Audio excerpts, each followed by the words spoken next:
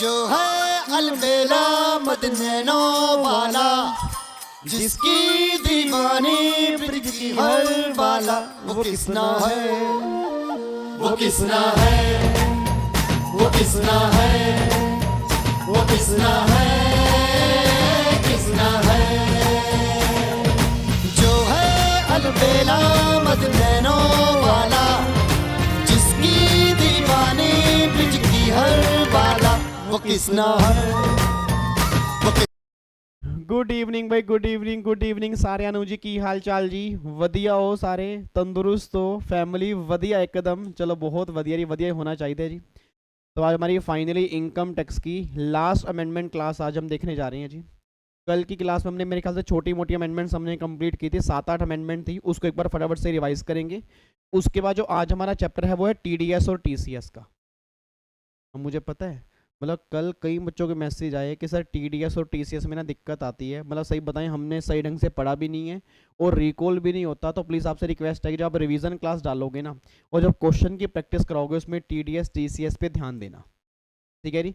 जो हुक्म मेरे आका, तो जब मैं रिवीजन क्लास कराऊंगा उसमें TDS और TCS को बढ़िया तरीके से रिवाइज करवा दूंगा, क्वेश्चन भी बढ़िया तरीके से करवा दूंगा। बट मैं उम्मीद करूंगा कि आज की अमेंडमेंट क्लास देखने से पहले थोड़ा बहुत आपको TDS TCS के बारे में पता होगा। हाँ, अगर बिल्कुल भी नहीं पता तो फिर अमेंडमेंट क्लास में भी आपको समझ में ना आए, क्योंकि सिंपल सी बात है, काफ़ी सारे बच्चे TDS और TCS छोड़ के जाते हैं या सिर्फ रेट करके जाते हैं, उनको प्रोविज़न पता ही नहीं होते प्रोविज़न के हैं जी। ठीक है जी। तो उम्मीद करूंगा एक बार आपने पहले पढ़ा हुआ, अगर आपने पहले पढ़ा होगा फिर आपको बहुत बढ़िया समझ में आ गया। अगर नहीं पढ़ा तो या तो एक बार पहले पढ़ लेना, उसके बाद देखना, नहीं तो जब मैं रिवीजन क्लास में कराऊंगा उसको फिर सही ढंग से देखना जी। ठीक है, डन है? पक्का पक्का। अच्छा, और जो प्रोफेशनल वाले बच्चे, मैं दोबारा से बोल दूं, 10 तारीख को आपकी एडिशनल अमेंडमेंट क्लास आएगी। इसके अलावा मतलब ये तो आपको देखनी है, इसको छोड़ के 10 तारीख को जो क्लास होगी वो भी आपने देखनी है। और बाकी कल से हमारी GST के अमेंडमेंट आना स्टार्ट हो जाएंगी। GST के अंदर ज़्यादा कुछ अमेंडमेंट है नहीं है, 2 अमेंडमेंट क्लास में सारी हम कंप्लीट करेंगे। उसके अमेंडमेंट नोट्स जो होंगे वो मैं कल शाम को डाल दूंगा। आपको भी लग रहा होगा ना कि मैं कल कह रहा हूँ, मेरे को टाइम ही नहीं मिल रहा, सही बताऊँ। मतलब मेरे को आपको मेरे हालात नहीं भी पता, ठीक है। 4-5 घंटे की नींद मिल जाए यही बहुत बड़ी बात है। तो मैं कल पक्का डाल दूंगा, कल मैं कमिटमेंट कर रहा हूँ। ऑलमोस्ट तैयार हैं, बस एक चैप्टर की छोटी सी अमेंडमेंट पेंडिंग बची हुई है, उसको आज मैं कंप्लीट करके कल डाल दूंगा। उसके नोट्स फिर आपके पास आ जाएंगे, उससे फिर आप अमेंडमेंट अपनी स्टार्ट कर देंगे कल शाम को 7 बजे जी। ठीक है जी। चलो इधर देखो ध्यान से, एक बार फटाफट से ना, पहले मुझे आज की क्लास स्टार्ट करने से पहले एक बार फटाफट याद कराओ कल हमने अमेंडमेंट कौन कौन से डिस्कस की थी। सबसे पहले कल हमने अमेंडमेंट नंबर 1 हमने कंप्लीट की थी कि सरचार्ज वाले केस में, कि सरचार्ज आपका वैसे 37% तक होगा, बट 3 इनकम में आपका सरचार्ज हाईएस्ट 15% होगा। वो कौन कौन सी इनकम होंगी? Long term capital gain 112A वाले, short term capital gain 111A वाले और डिविडेंड की इनकम, इन 3 इनकम पे हाईएस्ट 15% लगेगा। इसको छोड़ के बाकी सब इनकम पे 37% तक लग सकता है। अमेंडमेंट नंबर 1 ये थी। फिर अमेंडमेंट नंबर 2 कल हमने की, वो साइंटिफिक रिसर्च इंस्टीट्यूट जो होते हैं उनको इंटीमेशन देनी है 30 जून 2021 तक। अगर वो इंटीमेशन दे देंगे तो 5 साल के लिए वो वैलिड होगी। और फिर मैंने कहा था कि उनको एक डिक्लेरेशन फाइल करनी होती है, स्टेटमेंट फाइल करनी होती है 31 मई तक। और अगर वो स्टेटमेंट फाइल नहीं करेंगे 200 रुपये पर डे की फीस होगी और 10,000 से लेकर 1 लाख तक की पेनल्टी उनके ऊपर एप्लीकेबल होगी। ये बात हमने अमेंडमेंट नंबर 2 के अंदर की थी। फिर अमेंडमेंट नंबर 3 ये बात कहते हैं कि वैसे तो लेट रिटर्न फाइल करने की डेट 31 दिसंबर है, बट 31 दिसंबर के बाद भी तुम रिटर्न फाइल कर सकते हो, कब? अगर डिपार्टमेंट का नोटिस आ गया। तो मतलब मेन अमेंडमेंट बस ये निकल कह रहे कि डिपार्टमेंट जो नोटिस है 142(1) के अंदर वो 31 दिसंबर के बाद भी इशू कर सकता है। बस ये बात ध्यान दो जी, ये अमेंडमेंट छोटी सी आई है जी। फिर नेक्स्ट अमेंडमेंट हमने कौन सी की थी? नेक्स्ट अमेंडमेंट हमने की थी 143(1) में प्रोसेसिंग होती है रिटर्न की। याद करो, मैंने कहा था कि जब भी हम रिटर्न फाइल करते हैं हमारी रिटर्न प्रोसेस होगी 143(1) में, तो उसका जो टैक्स पेबल होगा या रिफंडेबल होगा उसकी टाइम लिमिट जो है वो 9 महीने की है। मतलब 9 मंथ तक इंटीमेशन आ जाएगा, या तो टैक्स पेबल का या वो टैक्स रिफंडेबल का। फिर अगली अमेंडमेंट हमने की थी 143(3) वाली। याद करो 143(3) में जो असेसमेंट कंप्लीशन की टाइम लिमिट वो 9 महीने होती है, और फिर 144 या 147 में आपकी 12 महीने की टाइम लिमिट होती है। ये टाइम लिमिट कल की क्लास में हमने डिस्कस की थी। उसके बाद मैंने कहा था फिर 143(3) की जो असेसमेंट होगी उसके लिए 143(2) का नोटिस आएगा। पहले 143(2) का नोटिस की टाइम लिमिट आपकी 6 महीने थी, वो टाइम लिमिट कितनी हो चुकी है? 3 महीने की हो चुकी है। ये आपकी अमेंडमेंट आई थी। फिर एक मैंने कहा था जी 44 ADA, प्रोफेशन वाले केस में जो प्रिजम्पटिव टैक्सेशन होगा वो एप्लीकेबल किसके ऊपर होगा, रेजिडेंट इंडिविजुअल पे लगेगा, रेजिडेंट फर्म पे लगा, LLP पे एप्लीकेबल नहीं होगा जी, ये 44 ADA के अंदर था। और एक लास्ट छोटी सी अमेंडमेंट थी स्लम सेल वाले केस में, स्लम सेल में मनी फॉर्म के अंदर भी पैसा ले सकते हैं, नॉन मनी फॉर्म के अंदर भी ले सकते हैं, और मनी और नॉन मनी दोनों फॉर्म में ले सकते हैं जी। ये सारी बातें कल हमने अमेंडमेंट क्लास में डिस्कस की थी जी, ठीक है जी। तो जो बच्चे नए जुड़े हैं उनसे रिक्वेस्ट करूंगा हाथ जोड़ के, अगर आपको डिटेल में देखनी है तो कल बार एक अमेंडमेंट क्लास देख सकते हो। और मैंने सिर्फ समरी बताई कि कल की अमेंडमेंट क्लास में हमने कौन कौन सी अमेंडमेंट हमने डिस्कस की थी, ठीक है जी। इधर सुना ध्यान से जी, अब जो आज हमें अमेंडमेंट स्टार्ट करनी है, चैप्टर नंबर 8 हमारा है TDS और TCS का जी। अमेंडमेंट ज़्यादा बड़ी बड़ी नहीं है, बट हाँ अमेंडमेंट इंपॉर्टेंट है। और आप सब जानते हो TDS TCS में पक्का पक्का क्वेश्चन बनता है, चाहे वो एग्जीक्यूटिव वाले बच्चे हैं, इवन वो CA इंटर वाले बच्चे हैं, चाहे वो CMA इंटर वाले बच्चे, इवन CS प्रोफेशनल वाले बच्चे भी हैं। तो जब भी इनकम टैक्स में क्वेश्चन बनता है ना, तो कई बार वो TDS से लिंक कर देते हैं। अब सुनना ध्यान से, सबसे पहली अमेंडमेंट जो है ना, एक नया सेक्शन इंसर्ट हुआ है TDS के अंदर, that is section number 194P। अच्छा, अब ये जो नया सेक्शन इंसर्ट हुआ है ना 194P, इसके बारे में थोड़ा ध्यान सुनना है कि 194P है क्या। अब जब बजट 2021 के अंदर, क्योंकि हमारे एग्जाम में कौन सा बजट एप्लीकेबल है 2021, बजट 22 हमारे एग्जाम में एप्लीकेबल नहीं है। अब जब बजट 2021 के अंदर सेक्शन नंबर 194P गवर्नमेंट ने इंसर्ट किया ना, तो काफ़ी सारे न्यूज़ चैनल ने इतनी गलत खबर छापी, इतनी गलत खबर छापी कि आप सोच भी नहीं सकते। और आपको मैंने पहले भी कहा था सर, ये बड़े बड़े न्यूज़ चैनल जो होते हैं ना, इनको पता नहीं होता, मतलब कुछ भी खबर छाप दे, कुछ भी खबर छाप देंगे। और जो लोग नॉर्मल लोग घर बैठे उनको क्या लगेगा कि ये बात सच है। तो एक्चुअल में हुआ क्या कि जब ये अमेंडमेंट आई तो न्यूज़ चैनल ने न्यूज़ चैनल ने, मतलब जितने बड़े बड़े हैं सर, जो भी आपके दिमाग में नाम आ रहा है, हर न्यूज़ चैनल की बात मैं कर रहा हूँ, मतलब उन्होंने बड़ी बड़ी खबर छाप दी, ब्रेकिंग न्यूज़, कि जिनकी एज 75 या उससे ऊपर है अब उनको इनकम टैक्स पे नहीं करना। सर अगर विश्वास नहीं होता एक बार गूगल पे सर्च कर लेना, बजट 2021 में न्यूज़ चैनल ने जो खबर छापी थी, मतलब इतनी बड़ी बड़ी ब्रेकिंग न्यूज़ दी कि जिनकी एज 75 या उससे ऊपर है उनको इनकम टैक्स ही पे नहीं करना, इनकम टैक्स एग्जम्प्ट कर दिया, ऐसी गलत गलत न्यूज़ छापी थी। तो बच्चा कह रहा हाँ सर हमने भी सुनी तो थी कि जो एज 75 और मोर वाले होंगे तो क्या उनकी इनकम टैक्स एग्जम्प्ट नहीं किया। गवर्नमेंट कहती भैया हमने तो ऐसा कुछ किया ही नहीं, ये न्यूज़ चैनल अपने आप में फाइनेंस मिनिस्टर बन गए, इन्होंने अपने आप एग्जम्प्ट कर दिया, हमने तो कुछ ऐसा कहा ही नहीं। तो सर फिर जो मतलब फिर जब न्यूज़ चैनल ने खबर छापी तो उसका रियल मीनिंग क्या था, मतलब गवर्नमेंट एक्चुअल में अमेंडमेंट लेकर क्या आई थी। तो गवर्नमेंट अमेंडमेंट क्या लेकर आई थी वो मैं बताने जा रहा हूँ जी। मतलब पहली बात तो ये समझो कि ऐसा कोई भी चेंजेस आया नहीं है, ऐसा कोई भी लॉ नया नहीं आया कि लॉ में लिखा कि 75 और मोर वालों को इनकम टैक्स पे नहीं करना, ऐसा लॉ में कहीं पर भी नहीं है। अब सुना ध्यान से, चेंज क्या आया था जी, चेंज ये आया था कि गवर्नमेंट एक सेक्शन लेकर आई थी 194P, नया सेक्शन लेकर आई थी 194P। उस सेक्शन में लिखा हुआ था कि अगर कोई बैंक किसी रेजिडेंट इंडिविजुअल को जिसकी एज 75 या उससे मोर है, मैं दोबारा बोलूंगा, यहां पे एक्चुअल में लिखा हुआ है कि अगर कोई बैंक जो है वो सीनियर सिटीजन को पेमेंट करेगा, और सीनियर सिटीजन की एज सिर्फ इस सेक्शन के लिए 75 और मोर मानी गई है। एक बात मैंने सोच के बताना, जितने बच्चे मेरे सामने बैठे एक बार चैट बॉक्स में लिख के बताओ, वैसे हम सीनियर सिटीजन किसे कहते हैं, जिनकी एज 60 साल उससे ऊपर होती है, बट गवर्नमेंट कह रही है सिर्फ इस सेक्शन के लिए सीनियर सिटीजन उसे बोलेंगे जिसकी एज 75 और मोर होगी। तो मैं दोबारा बोल दूं सर, एग्जाम में आप गलती करके आओगे, अगर एग्जाम में एज दी होगी 60 साल या उससे ऊपर, वैसे वो नॉर्मल केस में सीनियर सिटीजन है, बट सेक्शन 194P के लिए नहीं है। प्रॉब्लम क्या है, क्योंकि एग्जाम में क्वेश्चन बन गया कि 194P में सीनियर सिटीजन किसे बोलेंगे। अब रटने वाला बच्चा क्या सोचेगा, 60 और मोर को। Answer is no. Even government यहाँ पे क्लैरिफाई किया जी, गवर्नमेंट यहाँ पे क्लैरिफाई किया है कि हम यहाँ पे सीनियर सिटीजन का मतलब बोल रहे हैं कि जिसकी एज, जो इंडिया का रेजिडेंट है और उसकी एज 75 और मोर होगी, तब वो सीनियर सिटीजन बनेगा इस सेक्शन के लिए, नहीं तो वो नहीं बनेगा जी। अब सुनना ध्यान से, चेंज क्या आया जी, अब चेंज ये आया कि 194P में बजट 2021 में फाइनेंस मिनिस्टर ने कहा जी कि अगर कोई बैंक सीनियर सिटीजन को जिसकी एज 75 या उससे ऊपर है इंटरेस्ट की पेमेंट कर रहा है, और उसी बैंक से ना उसको पेंशन की पेमेंट भी मिल रही है, मतलब सेम बैंक से इंटरेस्ट मिल रहा है, सेम बैंक से पेंशन मिल रही है, इन दोनों को छोड़ के उसकी कोई दूसरी इनकम नहीं है। मैं दोबारा बोल रहा हूं, उस दोनों को छोड़ के उसकी कोई दूसरी इनकम नहीं है। सबसे पहली इनकम कौन सी है, या तो इंटरेस्ट आ रहा है या उसको पेंशन की इनकम आ रही है सेम बैंक से, और इस दोनों को छोड़ के कोई भी उसकी और इनकम नहीं है। तो गवर्नमेंट कह रही है कि बैंक तुम उस बुजुर्ग मतलब जो बुजुर्ग पर्सन है तुम उस सीनियर सिटीजन के मतलब अकॉर्डिंगली तुम यहाँ पे टीडीएस काट के टैक्स पे कर देना, तुम रिटर्न फाइल कर देना उनके बिहाफ पे। और अगर तुम ऐसा कर दोगे तो वो लोगों को रिटर्न फाइल नहीं करनी पड़ेगी और वो लोग टैक्स पे नहीं करेंगे।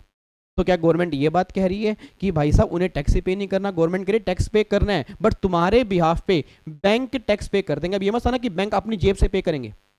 हेलो अंकल, इधर देखो ध्यान से, आप गलती करके आओगे जी। मैं दोबारा कह रहा हूं, बैंक ये नहीं अपनी जेब से पे करेगा। बैंक क्या करेगा, जब इंटरेस्ट पे करेगा और जब पेंशन की पेमेंट करेगा ना तो टैक्स काटने के बाद पेमेंट करेगा, मतलब टैक्स काटने के बाद पेमेंट करेगा। और टीडीएस का रेट क्या है, सेम जो आपके स्लैब रेट होंगे ना वही सेम रेट जो है इस सेक्शन के अंदर एप्लीकेबल है जी। तो सिंपल सी बात बता रहा हूँ जी, अमेंडमेंट बस ये आई है कि अगर कोई बैंक, दोबारा सुनो ध्यान से, नया सेक्शन है, एग्जाम में बनने के पूरे पूरे चांस है, तो अपने गलती करके नहीं आनी। मैं दोबारा कह रहा हूँ, अमेंडमेंट क्या है जी, अमेंडमेंट यही कि अगर कोई बैंक है और वो बैंक पेमेंट कर रहा है किसी रेजिडेंट इंडिविजुअल को जिसकी एज 75 या उससे मोर है, उसको या तो इंटरेस्ट की पेमेंट हो रही है या उसी सेम बैंक से पेंशन की पेमेंट हो रही है, तो गवर्नमेंट कह रही है कि अगर उसकी एज 75 और मोर होगी तो ऐसा करो, तुम उसकी इनकम कैलकुलेट कर लो, तुम टैक्स पे कर दो और टैक्स काट के बैलेंस पेमेंट कर देना उसको। और अगर तुम टैक्स पे कर दोगे, अगर तुम रिटर्न फाइल कर दोगे तो फिर सामने वाली पार्टी को हम रिटर्न फाइल करने से एग्जाम्प्ट कर देंगे, उसको टैक्स पे करने से एग्जाम्प्ट कर देंगे। तो सिंपल सी बात ये निकल के आ रही है कि जो न्यूज चैनल ने खबर छापी ब्रेकिंग न्यूज कि 75 ईयर वालों को टैक्स ही पे नहीं करना, क्या वो सच थी या गलत थी? वो गलत न्यूज थी जी। सही न्यूज क्या है कि उन्हें टैक्स कब पे नहीं करना, उनको रिटर्न कब फाइल नहीं करनी, जब उनके बिहाफ पे बैंक ने सारे कंप्लाइंस पूरे कर दिए फिर उनको टैक्स पे नहीं करना। बस ये बात ध्यान दो जी।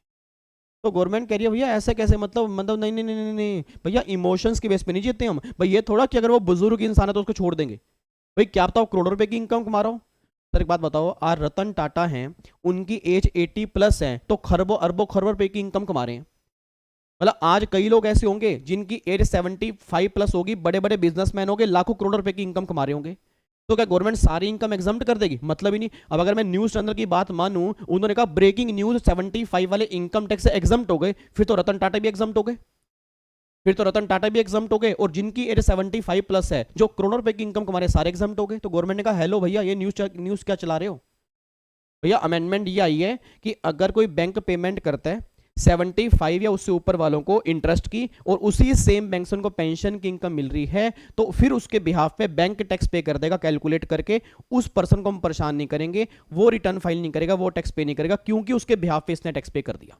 बट हाँ ध्यान, इन दोनों के अलावा अगर कोई दूसरी इनकम होगी ना, फिर ये प्रोविजन एप्लीकेबल नहीं होगा, फिर उस पर्सन को रिटर्न फाइल करनी पड़ेगी, उसको टैक्स पे करना पड़ेगा। बस ये बात ध्यान दो। तो पहली बात तो इनकम सिर्फ दो होनी चाहिए, या तो इंटरेस्ट की इनकम या पेंशन की इनकम। इसको छोड़ के कोई दूसरी इनकम अगर उसकी होती है तो ये प्रोविजन एप्लीकेबल नहीं होंगे जी। ठीक है, आओ जी एक बार पढ़ते हैं। देखो यहाँ पे क्या लिखा हुआ है जी, ध्यान से पढ़ना जी। देखो मैंने यहाँ पे एक डायग्राम बनाया हुआ है छोटा सा, क्या लिखा हुआ है, स्पेसिफाइड बैंक है, स्पेसिफाइड बैंक है और यह है सीनियर सिटीजन। और सीनियर सिटीजन किसको बोलेंगे? वैसे एज होती है 60 साल की, बट इस सेक्शन के लिए किसको बोलेंगे? जिसकी एज 75 या उससे ऊपर होगी, उसकी बात कर रहे हैं।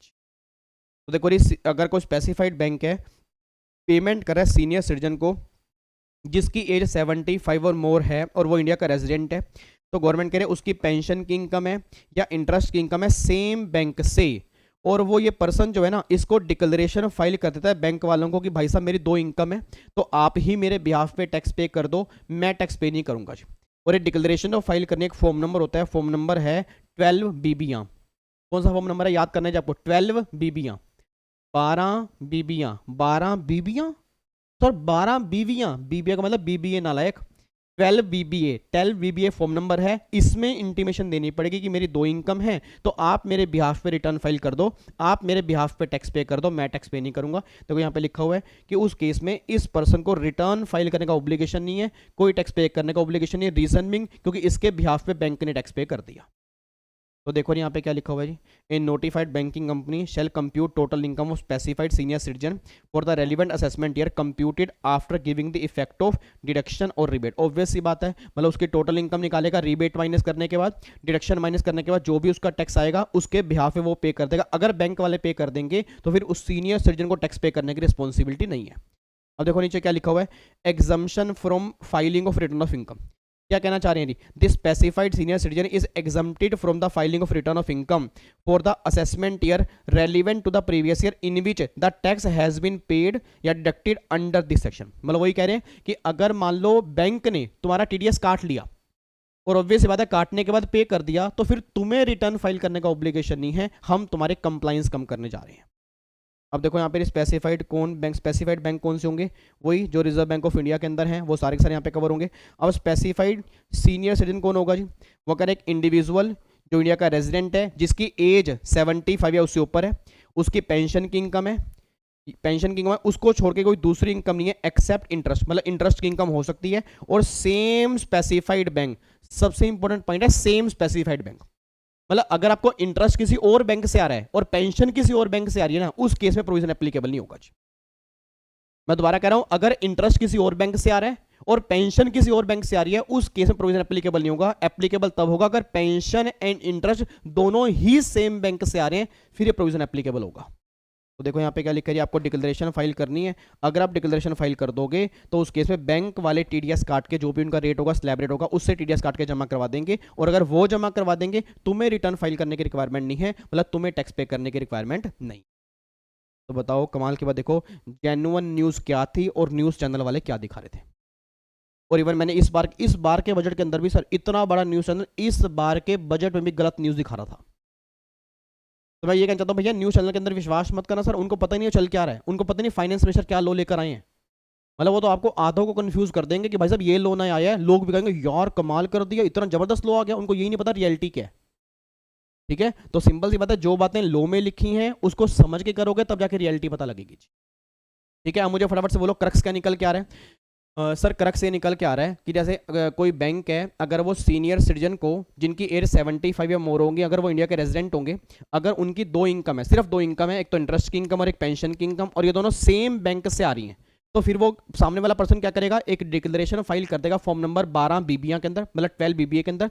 जब वो डिक्लेरेशन फाइल कर देगा तो बैंक वाले क्या करेंगे, उसकी इनकम कैलकुलेट करेंगे, जो भी टैक्स होगा उसके बिहाफ पे वो पे कर देंगे। और अगर वो ऐसा काम कर देंगे तो सामने वाली पार्टी को रिटर्न फाइल करने का कोई ऑब्लिगेशन नहीं है, मतलब उसको टैक्स पे नहीं करना। गवर्नमेंट ये बात कहना चाह रही है। ठीक है, तो ये सेक्शन है आपका 194P, that is most important section from my point of view. Exam में क्वेश्चन पक्का पक्का बन सकता है जी। अब एग्जाम में क्वेश्चन क्या क्या बनेगा जी, सबसे पहला वो ये पूछेंगे कि यहाँ पे सीनियर सिटीजन की डेफिनेशन क्या है। फिर दूसरा ये पूछेंगे क्या वो टैक्स से एग्जम्प्ट है, आंसर इज नो, वो तब है अगर बैंक उसके बिहाफ पे टैक्स काट के पे कर देगा। तीसरा क्वेश्चन, क्या इस सेक्शन के लिए सारी इनकम हो सकती है, नहीं, सिर्फ दो इनकम हो सकती है, इंटरेस्ट और पेंशन की इनकम। अगला क्वेश्चन ये पूछेंगे क्या ये अलग अलग बैंक से आ सकता है, आंसर इज नो, ये सेम बैंक से आ सकता है। अगला क्वेश्चन पूछेंगे क्या सामने वाली पार्टी को इंटीमेशन देनी है, आंसर इज यस देनी है। फॉर्म नंबर क्या होगा, 12 BBA फॉर्म नंबर होगा, बस ये बात ध्यान दें। ठीक है, तो ये सारी बातें हमने यहाँ पे डिस्कस की हैं, बिल्कुल सिंपल से जी। ये हमारा सेक्शन नंबर 194P था जी। डन है, बोलो हाँ हाँ तो बोल दो हाँ, डन है ना, पक्का पक्का लॉक कर दूं, चलो जी। अब अगला सेक्शन जो है, अगला सेक्शन है 194Q। ये भी नया सेक्शन है, ये भी अभी इंसर्ट हुआ है और ये एप्लीकेबल हुआ है 1 जुलाई 2021 से। ये एप्लीकेबल हुआ है, मतलब उससे पहले सेक्शन 194Q एप्लीकेबल नहीं था जी। अब इस सेक्शन को करने से पहले ना, मैं चाहता हूं, एक सेक्शन हमारा TCS में था, सेक्शन 206C1H, ये सेक्शन था TCS में, और 99% सेम कॉपी सेक्शन अब ये TDS में लेके आ चुके हैं, जिसका नाम है 194Q। अब मुझे पता आपके दिमाग में क्वेश्चन क्या चल रहा है, आपके दिमाग में क्वेश्चन ये चल रहा है कि सर अगर 2061H एप्लीकेबल है तो 194 क्यों लेकर आए, क्योंकि जब दोनों में सेम बात लिखी है तो अगर इन दोनों में क्लैशिंग होगी तो फिर प्रीवेल कौन करेगा, ये सारी बातें भी हमें देखनी है। पर पहले एक बात बताना, मेरे को ये बता दो TDS और TCS में क्या फ़र्क होता है, क्योंकि मुझे ना कई बच्चों के ना चेहरे उड़े हुए लग रहे हैं, मेरे को लग नहीं रहा उनका कुछ पल्ले पड़ रहा है TDS TCS में जी। बट फिर भी चलो कोई बात नहीं सर, भाई मेरा फ़र्ज़ क्या है कि आपको डिटेल में कराना अमेंडमेंट। अब जिन बच्चों ने पहले अच्छे ढंग से पढ़ा हुआ है उनको समझ में आएंगी, नहीं तो फिर रिवीजन क्लास देखोगे उसके बाद समझ में आएंगी जी। और मेरे को बस ये बताओ TDS और TCS इन दोनों के अंदर फ़र्क क्या होता है। TDS का मतलब क्या होता है कि जब भी हम पेमेंट करते हैं तो गवर्नमेंट कहती है जब तुम पेमेंट करोगे ना उसमें से कुछ टैक्स काट के तुम्हें जमा करवाना पड़ेगा, उसको बोलते हैं TDS। अब ये TDS कौन काटता है, टीडीएस कौन काटेगा, सेलर या बायर? सोच के बोलो, टीडीएस, टीडीएस कौन काटेगा, सेलर या बायर? सर मेरे को चैट बॉक्स में लिख के बता दो, टीडीएस जो है, टीडीएस कौन काटेगा, सेलर काटेगा या बायर काटेगा? सेलर काटेगा। जून में एग्जाम है आपके, और कई सीए वाले बच्चों के मई में एग्जाम है जी। आपके एग्जाम को 2-3 महीने रह गए हैं और कैसी कैसी बातें कर रहे हो। सेलर टीडीएस कैसे काटेगा नालायक? टीडीएस कौन काटता है, जो पेमेंट करता है। पेमेंट करने वाला कौन होगा, बायर होगा ना, तो सेलर की बात कहां से आ रही है? तो टीडीएस काटता है बायर। पहली बात तो ये बात ध्यान देना कि टीडीएस के लो में मान लो ये सेलर है, ये बायर है। अब अगर सेलर ने बायर को सामान बेचा तो ऑब्वियस सी बात है बायर पेमेंट करेगा ना सेलर को, और अगर बायर पेमेंट करेगा सेलर को तो बायर टीडीएस काटेगा ना, सेलर कहां से काटेगा? तो पहली बात तो टीडीएस कौन काटता है, पेमेंट करने वाला, और बायर और सेलर के अंदर पेमेंट करने वाला कौन होगा, बायर होगा। तो टीडीएस का लो बायर के हाथ में एप्लीकेबल होगा, बस ये बात ध्यान दो। और फिर बात आती है टीसीएस की। इसकी फुल फॉर्म क्या होती है, टैक्स कलेक्शन एट सोर्स। अब सोच के बोला टीसीएस कौन कलेक्ट करेगा, बायर करेगा, मतलब टीसीएस बायर करेगा। नहीं नहीं कोई बात नहीं, बोल दो, क्या दिक्कत वाली बात है, गलती तो बोलोगे, टीसीएस बायर करेगा। सर टीसीएस अगर बायर करेगा तो फिर टीडीएस क्या कर रहा है यहाँ पे? आपको मैंने क्लास के अंदर भी कहा था कि टीसीएस का मतलब क्या होता है कि जब सेलर सामान बेचेगा बायर को, तो जब वो बायर से अमाउंट लेगा ना, उस अमाउंट के साथ कुछ परसेंटेज भी वो और चार्ज करेगा, उसको बोलते हैं टीसीएस। कम से कम जीएसटी ही याद कर लो। आपको मैंने जीएसटी किलो में टीडीएस टीसीएस की बात आपको बताई भी थी कि टीसीएस मींस क्या होता है कि जब भी सेलर आगे सामान बेचता है तो बायर से जब भी वो पेमेंट लेगा उस पेमेंट के साथ कुछ एडिशनल टैक्स भी चार्ज करेगा, उसको बोलते हैं टीसीएस। तो अपने दिमाग में ये बात क्लियर करके चलो कि बायर टीडीएस काटता है। मेरे पीछे बोलो, मेरे पीछे बोलो, लिखो चैट बॉक्स में, बायर टीडीएस काटता है। फिर बोलो बायर टीडीएस काटता है। फिर एक बार बोलो बायर टीडीएस काटता है और सेलर टीसीएस कलेक्ट करता है।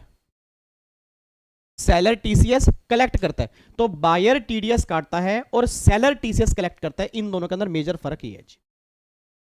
अब बच्चा कह रहा है सर ये समझ नहीं आया भाई, जैसे आपने कहा कि 194 क्यों लेकर आए, तो आपने कहा कि पहले 206C 1H भी टीसीएस में था, तो जब ये दोनों सेम लो आप कह रहे हो तो फिर ये दोनों क्लैश नहीं कर रहे आपस में? और अगर दोनों क्लैश करेंगे तो क्या डबल टैक्स पे करना पड़ेगा? गवर्नमेंट कहती है नहीं, ऐसा बिल्कुल भी नहीं काम ने। अब सुनना ध्यान से, इसको समझने से पहले ना 194Q को समझने से पहले एक बार थोड़ा सा हम 206C 1H टीसीएस वाला एक बार समझ लेते हैं कि अभी तक टीसीएस के लो में क्या लिखा हुआ था, और उसमें कोई चेंज नहीं है। मैं दोबारा कह रहा हूं, उसमें कोई चेंज नहीं है। मतलब जो आपने 206C 1H के अंदर पढ़ा वो आज भी सेम है, कल भी सेम है, बट जो 194Q मुझे समझाना है वो समझ में ही तब आएगा जब पहले टीसीएस के बारे में थोड़ा बहुत आपको पता होगा जी। इधर देखो ध्यान से, अब ये सेक्शन 206C 1H जो है ना, मैं आपको दिखाता हूं जी। यहां पे एक बार चेक करना, ये 206C 1H एक्चुअल में है क्या। अभी सेक्शन में लिखा हुआ है कि अगर कोई सेलर अगर गुड्स बेचता है बायर को, अगर कोई सेलर गुड्स बेचता है बायर को और इस सेलर का पिछले साल में टर्नओवर 10 करोड़ से ज़्यादा है। मैं दोबारा बोलूंगा, अगर कोई सेलर बायर को सामान बेच रहा है और अगर वो सामान बेच रहा है और उसका पिछले साल का टर्नओवर सेलर का 10 करोड़ से ज़्यादा है, और जो तुमने सामान बेचा उसका कंसीडरेशन जो है वो 50 लाख से ज़्यादा है। मैंने कितनी कंडीशन बोली है जी? मैंने 2 कंडीशन बोली है। पहली कंडीशन तो सेलर का पिछले साल का टर्नओवर 10 करोड़ से ज्यादा होना चाहिए, और दूसरी कंडीशन जो सेलर ने बायर को सामान बेचा उसका कंसीडरेशन जो है 50 लाख से ऊपर होना चाहिए। अब अगर ये दोनों कंडीशन सेटिस्फाइड होंगी तो सेलर जितनी वैल्यू 50 लाख से ऊपर होगी उस वैल्यू पर वो 0.01% से टीसीएस कलेक्ट करेगा सेलर और जमा करवा देगा जी गवर्नमेंट को। सर एक मिनट दोबारा।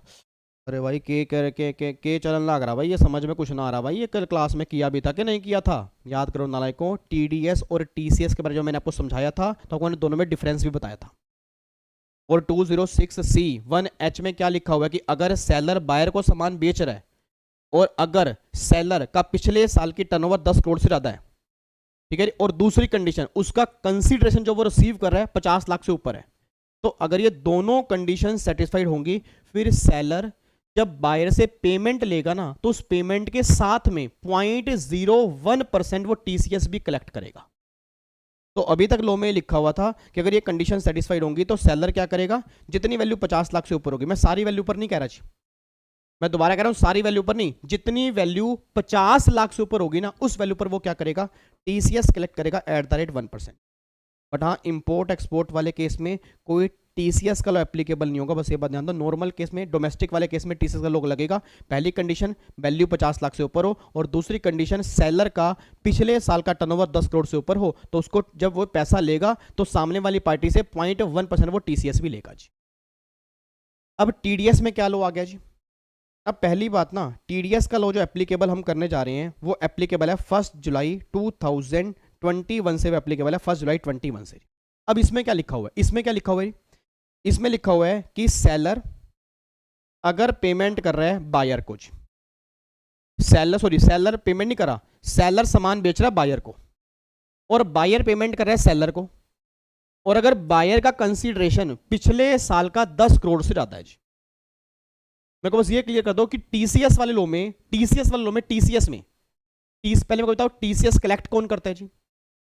यार प्लीज यार, हेलो भैया, इधर देखो, इधर देखो, मेरी तरफ देखो जी। मेरे को ये बताओ टीसीएस कलेक्ट कौन करता है, सेलर या बायर? बोल दो यार, टीसीएस कलेक्ट कौन करेगा, सेलर करेगा ना। तो वहां पे मैंने कहा था कि सेलर की टर्नओवर पिछले साल की 10 करोड़ से ऊपर होनी चाहिए।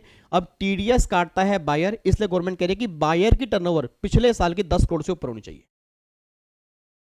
मतलब जो पेमेंट करने वाला है बायर, अगर उसकी टर्नओवर पिछले साल की 10 करोड़ से ऊपर है और जो बायर ने सामान परचेस किया उसकी वैल्यू 50 लाख से ज्यादा है, तो बायर पेमेंट करेगा सेलर को, जितनी वैल्यू 50 लाख से ऊपर होगी उस वैल्यू पर बायर को टीडीएस काटना पड़ेगा एट द रेट 0.01%।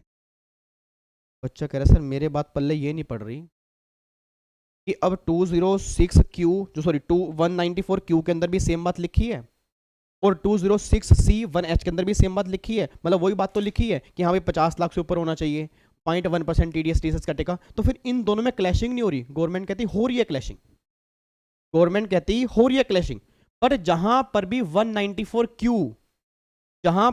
194Q और 206C1H में क्लैशिंग हो जाएगी ना, तो 194Q will prevail, 194Q will prevail. और ये बात मैं नहीं कह रहा, ये बात लॉ में लिखी हुई है। अभी लोग क्लियरली बोलेगा कि अगर ऑलरेडी तुम 206C1H में भी कवर हो रहे हो और 194Q में कवर हो रहे हो, तो 194Q ही तुम्हें फॉलो करने, टीसीएस का लो तुम्हें फॉलो नहीं करना, बस ये बात ध्यान दो। तो पहली बात तो ये मेंटालिटी निकाल दो, कहीं डबल टैक्स की बात है। Answer is no. अगर दोनों एप्लीकेबल हो रहे हैं तो हम टीडीएस का प्रोविजन एप्लीकेबल करेंगे। हाँ, अगर टीडीएस का लो नहीं लग रहा फिर उस केस में टीसीएस की बात करेंगे। और मुझे पता आपके दिमाग में क्वेश्चन क्या रहा है, मुझे पता है मुझे, अरे नालायकों मुझे पता है आपके दिमाग में क्वेश्चन क्या आ रहा है। बताऊं क्वेश्चन क्या आ रहा है? बच्चा ये बात कह रहा है सर मेरे दिमाग में क्वेश्चन ही आ रहा है भाई, जैसे आपने कहा ये सेलर है, मान लो आपने कहा ये सेलर है, मैं कहा ठीक है, और मान लो सर ये बायर है। अब आपने हमें कहा कि अगर आपने टीसीएस के लॉ में कहा था कि अगर सेलर की टर्नओवर पिछले साल की 10 करोड़ से ज्यादा है, अगर सेलर की टर्नओवर पिछले साल की 10 करोड़ से ज्यादा है, तो सेलर जब बायर को सामान बेचेगा तो बायर से जब वो पैसा लेगा ना, तो सेलर को 0.01% से टीसीएस कलेक्ट करके गवर्नमेंट को जमा करवाना पड़ेगा। और सर फिर आपने टीडीएस में कहा, हाँ बट आपने टीसीएस में ये भी कहा था कि वैल्यू 50 लाख से ऊपर हो। चलो ये बात पे क्लियर हो गई। फिर आप टीडीएस में भी तो सेम कह रहे हो। आपने टीडीएस में कहा बायर टीडीएस काटेगा, उसकी टर्नओवर पिछले साल की 10 करोड़ से ऊपर है और वही सामान 50 लाख से ऊपर है, तो बायर को 0.1 से टीडीएस काटना पड़ेगा। तो आपस में क्लैशिंग तो हो रही है। गवर्नमेंट कह रही है भैया क्लैशिंग हो रही है, बट अगर टीडीएस का लॉ एप्लीकेबल हो रहा है तो तुम टीडीएस का लॉ लगाओ। सामने बच्चे कहते सर सिर दर्द होने लग जाता है, ये समझ नहीं आता है चैप्टर हम करेंगे कैसे। सारे होंगे, टेंशन मत लो, बिल्कुल होंगे, हिम्मत नहीं हारनी। ऑल इज वेल, सब बढ़िया होगा जी, टेंशन मत लो। रिवीजन क्लास में नचवा दूंगा आपको, अगर आपने पहले डिटेल में पढ़ा है जी। जो रेगुलर बैच वाले बच्चे हैं उनके तो मैं गारंटी ले रहा हूँ नचवा दूंगा। और जो बाहर वाली मतलब फैमिली तो मेरी है, बाहर अगर आप किसी टीचर से पढ़े हो, अगर आपने बस एक बार पहले पढ़ा हुआ है ना सर, विश्वास करना मेरे के ऊपर, आप वाकई मुझे थैंक यू बोल के जाओगे कि हमने कुछ रिवीजन की है। उस लेवल के हम रिवीजन करेंगे। फास्ट टैग बैच फेल हो जाएगा सर। जो मैं रिवीजन कराऊंगा, जो मैं प्रैक्टिस कराऊंगा ना, आप खुद कहोगे सर वाकई रिवीजन होती तो ऐसे है फिर। ठीक है, बट प्रोवाइडेड आपने पहले डिटेल में एक बार पढ़ा हो, मैं उसकी गारंटी ले सकता हूं। अगर आपने पहले पढ़ा ही नहीं है, आप डायरेक्टली कहो कि मैं रिवीजन देख लूं, कुछ हो जाए तो उसके लिए मैं सॉरी बोलूंगा सर, क्योंकि फिर मुझे गालियां मत निकालना, क्योंकि फिर सारी मेहनत पे ना पानी फिर जाएगा। क्योंकि रिवीजन का मतलब होता है एक बार पहले जरूर पढ़ा हुआ आपने, ठीक है। इधर सुना आप ध्यान से, तो टीडीएस का लो ये बात कह रहा है कि बायर, अगर बायर, ध्यान सुना, बायर अगर इसका टर्नओवर 10 करोड़ से ऊपर है, वैल्यू 50 लाख से ऊपर, तो बाय टीडीएस काटेगा। अब बच्चा कहता है सर ऐसा कौन सा केस होगा, क्योंकि मतलब हर केस में टीडीएस का लो लग जाएगा क्योंकि कंडीशन तो सारी सेम है, तो ऐसा कौन सा केस होगा कि जहां पे टीडीएस का लो ना लगे पर वहां पे टीसीएस लग जाए। क्योंकि अभी आपने कहा भाई क्लैशिंग हो रही है तो टीडीएस लगा दो, बट ऐसा केस तो मैं बताओ ना कि जहां पे टीडीएस का लो एप्लीकेबल नहीं हो रहा, तो उस केस में हम टीसीएस का लो लगा सकते हैं। अभी आपको केस दिखाऊंगा भी, बताऊंगा भी, जो नीचे एग्जाम्पल दिया हुआ है वो उसी के बेस पे है जी। जो नीचे अभी एग्जाम्पल दिया हुआ है वो उसी के बेस पे है। एग्जाम्पल बहुत बढ़िया दिया हुआ है, एग्जाम में पूरे पूरे आने के चांस है। बट अभी इतना समझो कि 2061C में भी सेम लो है, 194Q के अंदर भी सेम लो है। एक बार बस मेरे को लो बता दो, लो में क्या लिखा हुआ है। लो में लिखा हुआ है एक सेलर है एक बायर है, एक सेलर एक बायर है। टीडीएस के लो में क्या लिखा है, एक सेलर एक बायर है और बायर की टर्नओवर पिछले साल की 10 करोड़ से ज्यादा है। तो अगर मान लो वैल्यू टोटल मतलब जो ट्रांजेक्शन हो रही है उसकी वैल्यू अगर 50 लाख से ऊपर है, तो जितनी वैल्यू 50 लाख से ऊपर होगी उस वैल्यू पर 0.01% के रेट से बायर को पेमेंट के टाइम पे टीडीएस काटना पड़ेगा, ठीक है। ये बात यहां पे लिखी हुई है, एक बार चेक करना, देखो यहां पे क्या लिखी हुई है। 194Q required any person being a buyer who is responsible for paying any sum to any resident seller for the purchase of goods जिसकी वैल्यू 2.5 लाख से ज़्यादा है। तो अगर वैल्यू 2.5 लाख से ऊपर होगी तो 0.1% टीडीएस काटना पड़ेगा, किस वैल्यू पर, जितनी वैल्यू 50 लाख से ऊपर होगी। अब ये 194Q कहाँ कहाँ नहीं लगेगा। एक तो अगर इस टीडीएस का और कोई सेक्शन एप्लीकेबल हो रहा है तो ऑब्वियस सी बात है दो सेक्शन एप्लीकेबल नहीं होंगे, एक ही होगा। तो अगर ऑलरेडी मान लो कोई सेक्शन आप दूसरा लगा रहे हो, तो अगर दूसरा सेक्शन लग गया तो उस केस में 194Q नहीं लगेगा। फिर गवर्नमेंट कह रही है जी tax is collectable under provision of 206C other than, ध्यान से, other than section 206C1H।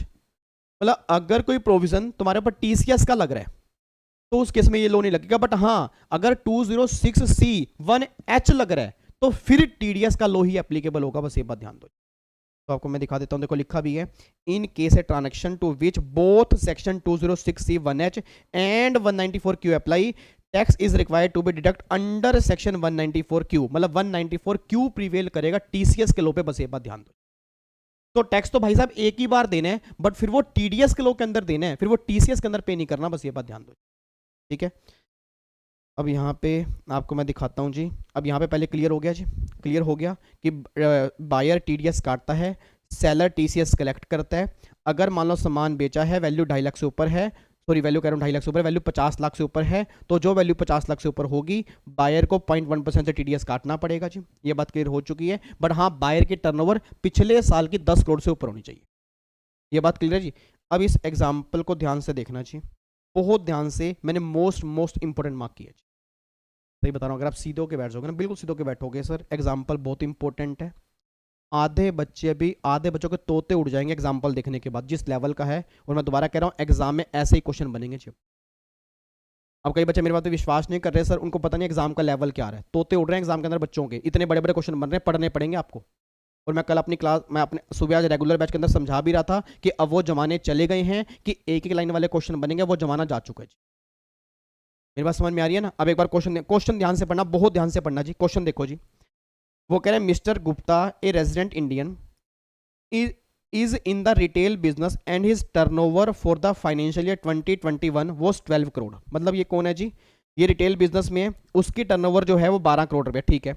He regularly purchase goods from another resident mister Agrawal. Okay, मतलब मिस्टर अग्रवाल कौन है जी, ऐसा करते हैं यहाँ पे एक डायग्राम बनाते हैं। मतलब मिस्टर अग्रवाल, ये मिस्टर ए हैं, ये है सेलर, क्योंकि जो मिस्टर गुप्ता हैं, मिस्टर जी जो हैं, वो सामान परचेज करते हैं मिस्टर अग्रवाल से। क्वेश्चन पढ़ो, क्वेश्चन क्या कह रहा है जी, मिस्टर गुप्ता भी रेजिडेंट है, मिस्टर अग्रवाल भी रेजिडेंट है, और फिर वो कह रहा है जी कि he regularly purchase goods from another resident mister Agrawal a wholesaler. मतलब ये तो हो गया मिस्टर जी, तो हो गया जी सेलर, सॉरी मिस्टर ए हो गया सेलर अग्रवाल, और मिस्टर जी हो गया बायर, ये हो गया बायर।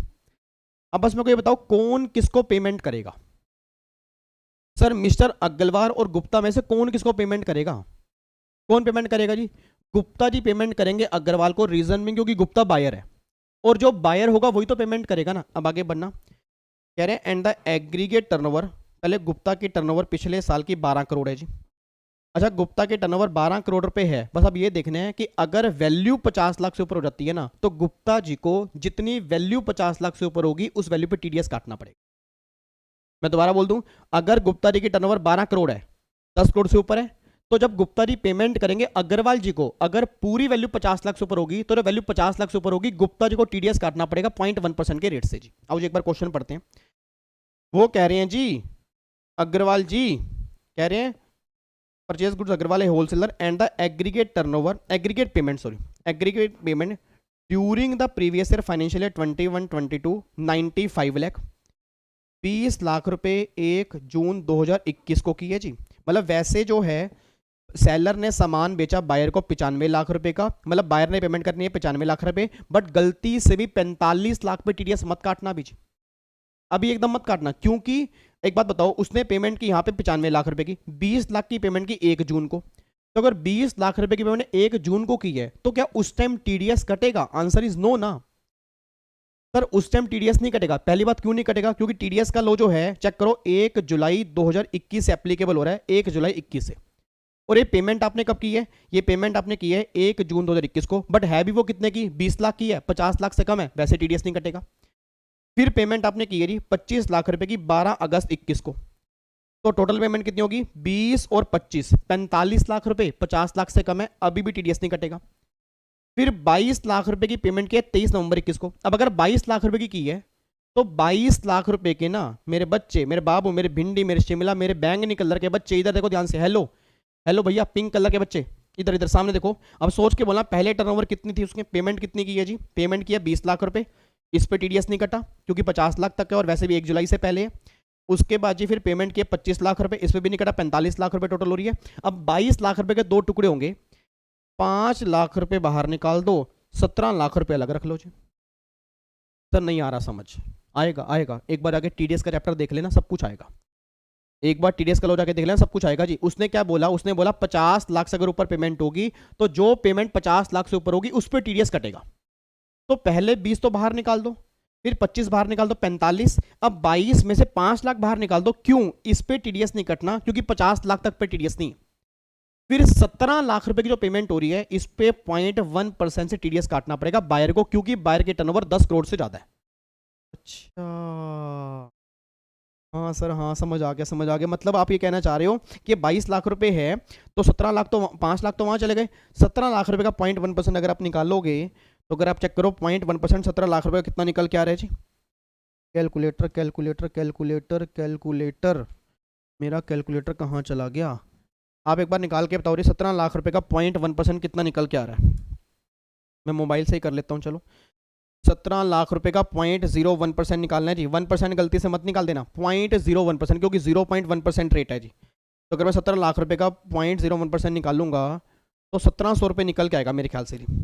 1700 आएगा जी, 1700 आएगा ना? बोलो फटाफट से जी। मेरा कैलकुलेटर मोबाइल में खुल जा भाई। 17, 2, 3, 4, 5, 17 लाख रुपए का 0.1% आएगा 1700 रुपये, तो 1700 रुपये का तो ये टीडीएस होगा। अच्छा, फिर वो पेमेंट कर रहा है 28 लाख रुपए की पेमेंट कर रहा है 25 मार्च को, तो 28 के तो 28 लाख पे टीडीएस कटेगा जी। 28 के तो 28 लाख पे कटेगा, क्योंकि तो सारी वैल्यू 50 लाख से ऊपर है, क्योंकि अब तो वैल्यू 50 लाख से ऊपर हो चुकी है ना, तो इस 28 लाख पे भी टीडीएस कटेगा। 28 लाख का 0.1 आएगा 2800 रुपये, तो टोटल टीडीएस जो कटेगा ना 2800 प्लस में 1700, टोटल मिला के पूरे साल में टीडीएस कटेगा 2, 3, 4500 रुपये का टीडीएस कटेगा जी। देखो उसने क्या बोला जी, वो कह रहा है बताओ इम्प्लीकेशन बताओ। पहले तो एक बार चेक करते हैं, देखो री पहले यहाँ पे आपको मैं दिखाऊं, देखो री 50 लाख के ऊपर टीडीएस करता है, जो वैल्यू 50 लाख से ऊपर होती है। अब देखो यहाँ पे कह रहे हैं जी 50 लाख तक एक्सीड नहीं कर रहा पहले दो केस में। उसके बाद देखो 17 लाख पे 0.1, 1700 रुपये टीडीएस कट गया। फिर यहाँ पे 28 लाख, देखो 2800 रुपये का ये टीडीएस कट गया, तो ये टीडीएस कट गया 194 क्यू में। और अगर 194 क्यू में टीडीएस कट गया जी, अगर 194 क्यू में टीडीएस कट गया, तो गलती से भी टीसीएस का लॉ एप्लीकेबल मत कर देना जी यहाँ पे। क्यों? क्योंकि टीसीएस और टीडीएस क्लैश हो रहे हैं, तो फिर टीडीएस ही प्रीवेल करेगा, टीसीएस प्रीवेल नहीं करेगा जी। ठीक है, अच्छा अब यहाँ पे आ जाओ जी, अब यहाँ पे आओ जी। अब यहाँ पे आगे देखते हैं थोड़ा सा जी। अच्छा यहाँ पे ना अग्रवाल की भी टर्नओवर दिया, अग्रवाल की भी टर्नओवर दिया, देखो 15 करोड़। तो अग्रवाल की भी टर्नओवर कितनी है? 15 करोड़। मतलब टीसीएस का लो भी एप्लीकेबल हो रहा है, क्योंकि सेलर भी टीसीएस कलेक्ट कर सकता है, टर्नओवर 10 करोड़ से ऊपर है। बायर भी टीडीएस काट सकता है, 10 करोड़ से ऊपर है, बट बायर ही टीडीएस काटेगा, क्योंकि अगर क्लैशिंग होगी तो टीडीएस का लो प्रिवेल कर जाएगा। बच्चा कहता है सर आप हमें दिखाने वाले थे कि ऐसा कौन सा केस होगा कि जहां पे क्लैशिंग नहीं होगी, क्योंकि जब कंडीशन सेम है ऑलमोस्ट तो क्लैशिंग तो होगी नहीं। अगला केस देखो, अगला केस क्या है? अगला केस कह रहे हैं would your answer be different if mister Gupta, mister Gupta कौन है? बायर। हेलो अंकल, कहाँ भाग के जा रहे हो? कह रहा मैं जा रहा हूँ, मैं जा रहा हूँ, मेरे को समझ नहीं आ रहा सर ये टीडीएस का लो, मेरे को तो डीमोटिवेशन हो रहा है सर, टीडीएस का लो पहले पढ़ना पड़ेगा। कोई बात नहीं, पहले सुन तो लो, इधर आओ, इधर आओ, इधर आओ, इधर आओ, बैठो बैठो बैठो, नालायक, सुन तो लो सर, बाद में और क्लैरिटी आ जाएगी। ऐसे मत भाग के जाओ, मैं दोबारा कह रहा हूँ सर, ऐसे अगर भाग के जाओगे ना ऐसे प्रॉब्लम से, फिर एग्जाम में तो भागते फिरोगे आप। प्रॉब्लम क्या है एग्जाम में? आप तभी तो भागते हो क्योंकि क्वेश्चन सोल्व आपसे होते नहीं, आपको डर लगता है क्वेश्चन सोल्व कैसे होंगे। हाँ, फेस करना सीखो, कहो सर कराओ, कोई दिक्कत वाली बात नहीं, एक बार में नहीं, 2 बार में आएगा, 2 बार में नहीं, 3 बार में आएगा, समझेंगे जरूर हम। तो हिम्मत मत हारा करो यार, हिम्मत थोड़ा हारनी है। सिंपल सा लो मैंने बता दिया कि अगर 50 लाख से ऊपर की वैल्यू है, बायर की टर्नओवर 10 करोड़ से ऊपर है, तो बायर को टीडीएस काटना है 0.1% के रेट से, और सेलर को भी टीसीएस कलेक्ट करना है अगर सेलर की टर्नओवर 12 करोड़ से ऊपर है। बट प्रॉब्लम क्या है? कंडीशन ऑलमोस्ट सेम है, तो लो में क्लैशिंग हो गई। तो गवर्नमेंट ने कहा अगर टीडीएस टीसीएस लग रहे हैं तो टीडीएस लगाओ, टीसीएस मत लगाओ, एक ही लो लगेगा। अब अगला केस कहने जा रहा हूं कि जहां पे टीडीएस का लो एप्लीकेबल नहीं होगा, टीसीएस का लो लग जाएगा। देखो यहां पे क्या है, वो कह रहे हैं गुप्ता जी की टर्नओवर, आप ये एज्यूम कर लो उसकी टर्नओवर 8 करोड़ है और बाकी सारे फैक्ट सेम है। अब अपने आप बोल देना चाहिए अगर गुप्ता जी की टर्नओवर 8 करोड़ है, हेलो शाबाश, अगर गुप्ता जी की टर्नओवर 8 करोड़ है तो क्या गुप्ता जी पे टीडीएस का लो लगेगा? अरे बोल दो मेरे नंद गोपाल, ओ मेरे नोनू, अगर गुप्ता जी की टर्नओवर 8 करोड़ है तो क्या गुप्ता जी पे टीडीएस का लो लगेगा? नहीं, 10 करोड़ से ऊपर होती तो लगता। अब देखो गुप्ता जी पे टीडीएस का लो नहीं लगेगा, बट अग्रवाल की टर्नओवर तो 15 करोड़ है, और अगर अग्रवाल की टर्नओवर 15 करोड़ रुपए है तो अब टीसीएस का लो एप्लीकेबल हो जाएगा, क्योंकि टीडीएस का लो एप्लीकेबल नहीं हो रहा। अच्छा, हाँ सर समझ में आ गया। मतलब ऊपर वाले केस में तो क्लैशिंग हो रही थी, क्योंकि वहां भी टर्नओवर 10 करोड़ से ऊपर थी और यहां भी ऊपर थी, तो दोनों लो लग रहे थे। बट अब तो इसकी टर्नओवर 8 करोड़, तो 8 करोड़ हो गई, 10 करोड़ से कम हो गई, तो टीडीएस का तो लो तो लगेगा ही नहीं, बट हाँ टीसीएस का लो तो लग रहा है ना। तो सर फिर क्या अब सेलर टीसीएस कलेक्ट करेगा? Answer is yes. और कितना टीसीएस कलेक्ट करेगा? वही सेम जो अभी आपने टीडीएस का लो किया, वही सेम टीसीएस का है कि भैया देखो जहां 50 लाख तक है वहां टीसीएस नहीं है, जितनी वैल्यू 50 लाख से ऊपर होगी उसका 0.1% है टीसीएस, वही सेम अमाउंट निकल के आएगा 1700 और 2800। देखो यहाँ पे वही लिखा हुआ है कि 45 लाख और 50 लाख तक नहीं है, फिर 17 लाख का 1700 रुपये आ गया, और फिर आपका 2800 रुपये आ गया, टीसीएस का लो ये आपका निकल के आ गया।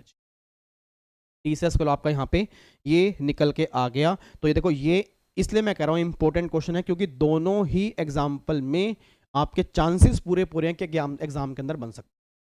और फिर वो आगे कहना चाह रहे हैं कि भाई साहब अगर अगर मान लो अगर पैन कार्ड नहीं दिया, अगर पैन कार्ड नहीं दिया तो आप सब जानते हो, अगर पैन कार्ड नहीं दिया तो फिर टीडीएस करता है हायर रेट से जी।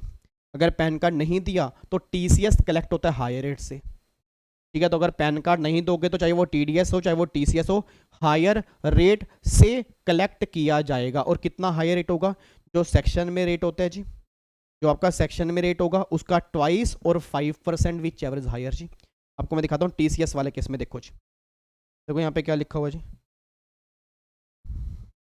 अगर पैन फर्निश ने किया तो अग्रवाल टू गुप्ता, तो गुप्ता टीडीएस डिडक्ट करेगा 5% से इंस्टेड ऑफ 1%। अकॉर्डिंगली आपका टीडीएस जो कटेगा 5% के अकॉर्डिंगली टीडीएस कटेगा जी, 5% के रेट से, क्योंकि जो ट्वाइस का रेट हो गया। और अगर हमें पैन कार्ड जमा नहीं कराया तो आपका 5%, वैसे होता है 20, वैसे होता है 20, बट इस केस में कितना लगेगा? 5%। तो 5% से आपका टीडीएस कटेगा जी। और टीसीएस जो कलेक्ट होगा 1% कलेक्ट होगा जी। मतलब जैसे टीडीएस में हायर रेट आपका 5% है, ऐसे टीसीएस में हायर रेट जो है वो आपका 1% है। बाकी जिन बच्चों के पल्ले नहीं पड़ रहा ना, टेंशन मत लो, रिवीजन क्लास में टीडीएस का लो अच्छे से करवा दूंगा। आप खुद कहोगे सर वाकई टीडीएस का लोन हमें रिवाइज अच्छे से हो गया। मैं डिटेल की बात नहीं कर रहा, बट इतनी कमिटमेंट कर रहा हूँ कि रिवीजन आपके बढ़िया तरीके से करवा दूँ। और कई बच्चों को पता है कि मेरे रिवीजन जो है वो मतलब मैं खुद नहीं तारीफ करूँगा, बट रिवीजन का मतलब नॉर्मल रिवीजन नहीं होता, रिवीजन मीन्स अच्छी रिवीजन हम डिटेल में करेंगे। ठीक है, बट हाँ क्लास जितना टाइम लगा पाऊंगा बट रिवीजन बढ़िया करेंगे हम, ठीक है। तो यहाँ पे एक बार ये एग्जाम्पल आपने जरूर देखना है, घर जाके चाहे इसको दोबारा देख लेना, चाहे कैसे भी करके पहले टीडीएस का लो अच्छे से पढ़ लेना, फिर इस एग्जाम्पल को देखना। मैं दोबारा कह रहा हूँ, मोस्ट इंपॉर्टेंट है, आपके जून में एग्जाम में कंफर्म एमसीक्यूज क्वेश्चन बन सकता है इसको ब्रेक करके, चाहे पूरा बड़ा क्वेश्चन ना बने एमसीक्यूज बन सकता है जी। और सीए इंटर वालों के अंदर तो कोई बड़ी बात नहीं, पूरा का पूरा question same as it is बन जाए, पूरा का पूरा सेम क्वेश्चन, ठीक है जी। तो अभी तक हमने टीडीएस में अमेंडमेंट कितनी की है जी? अभी तक टीडीएस में हमने 2 अमेंडमेंट की हैं। अमेंडमेंट नंबर 1 में क्या निकल के आ रहा है कि 75 और मोर वालों को अब रिटर्न फाइल नहीं करने, कब फाइल नहीं करनी? अगर बैंक पेमेंट कर रहे हैं इंटरेस्ट की और पेंशन की सेम बैंक से, और अगर वो उनके बिहाफ पे रिटर्न फाइल कर रहा है और टैक्स पे कर रहा है, तो सामने वाली पार्टी को रिटर्न फाइल करने की रिक्वायरमेंट नहीं, अगर 12 बीबीए फॉर्म नंबर के अंदर वो डिक्लेरेशन फाइल कर देंगे। दूसरा फिर मैंने क्या बोला जी, 194 क्यू में क्या है कि अगर बायर की टर्नओवर पिछले साल के 10 करोड़ से ऊपर है और बायर सामान परचेज कर रहा है वैल्यू 50 लाख से ऊपर है, तो बायर को टीडीएस काटना पड़ेगा एट द रेट 0.1% के रेट से। सेम प्रोविजन टीसीएस में भी है 206C1H के अंदर। वहां पे सेलर की टर्नओवर अगर 10 करोड़ से ऊपर है, सेलर सामान बेच रहा है 50 लाख से ऊपर का, तो सेलर टीसीएस कलेक्ट करेगा। दोनों में क्लैशिंग हो गई तो फिर टीडीएस विल प्रिवेल। और हाँ, अगर कोई एक सेक्शन नहीं लग रहा फिर दूसरा ऑटोमेटिकली एप्लीकेबल होगा, बट सेम टाइम पे एक ही सेक्शन लगेगा, दोनों एप्लीकेबल नहीं होंगे। उसका एग्जाम्पल आपके सामने यहाँ पे लिखा हुआ है, ठीक है। ये नोट्स में आप एक बार जाके चेक कर सकते हो। अब तीसरी अमेंडमेंट जो है वो बिल्कुल छोटी सी है जी, वो अमेंडमेंट तो सिंपल सी है। वो ये बात कहना चाह रहे हैं कि higher rate of TDS for non filer of income tax return. देखो अभी तक आपने क्लास में क्या पढ़ा था जी? अभी तक आपको मैंने क्लास में ये कराया था कि अगर कोई पर्सन पैन कार्ड सबमिट नहीं कराता, अभी तक आपने क्लास में किया था कि अगर कोई पर्सन पैन कार्ड जमा नहीं करवाता तो टीडीएस कटता है हायर रेट से।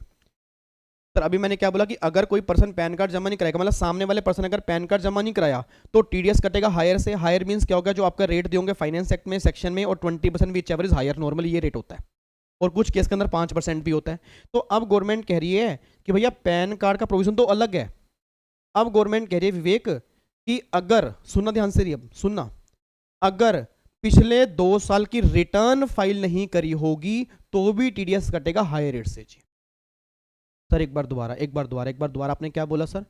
अभी तक लो में लिखा हुआ था कि मान लो मैं डिडक्टर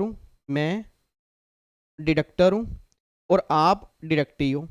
आपने क्लास के अंदर क्या पढ़ा होगा जी? आपने कहीं पर भी अगर पढ़ा होगा तो आपने ये पढ़ा होगा ना कि डिडक्टी को पैन कार्ड जमा करवाना पड़ता है, और मैंने कहा था कि अगर ये पैन कार्ड जमा नहीं करवाएगा, गलत जमा करवाएगा, तो ये टीडीएस काटेगा हाई रेट से। ये हमने क्लास में करा था। अब गवर्नमेंट कह रही विवेक कि अगर सामने वाली पार्टी ने रिटर्न भी फाइल नहीं की होगी ना पिछले 2 साल की लगातार, तो फिर इसको टीडीएस काटना पड़ेगा हायर रेट से, इवन इफ इसने पैन कार्ड जमा ही क्यों ना करवा दिया हो। अच्छा, मतलब सर अगर मान लो इसने पैन कार्ड जमा करवा दिया, सही पैन कार्ड है, तो भी क्या अब टीडीएस हायर रेट से कट सकते हैं? आंसर इज यस, अगर इसने रिटर्न फाइल करने में डिफॉल्ट किया हुआ है।